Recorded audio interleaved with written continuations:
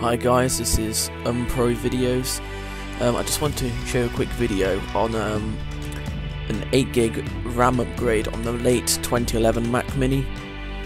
I really do think this upgrade is really worth it. It's really cheap, only costing me about £37. Okay, here are the 2 sticks installed and working, together creating an 8GB total. I'm now going to open a variety of applications just to show you how good the upgrade actually is. You see that there is no lag in any application which opens or closes.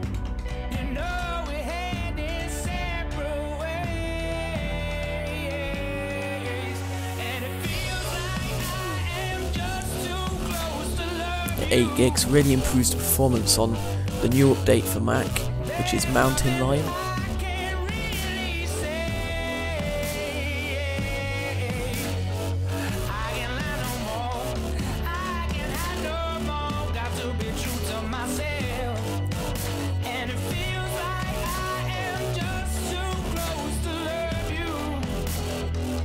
Overall guys, I think this upgrade for the Mac Mini late 2011 is a really good choice. It's cheap, it's really dramatically increased the performance of my Mac.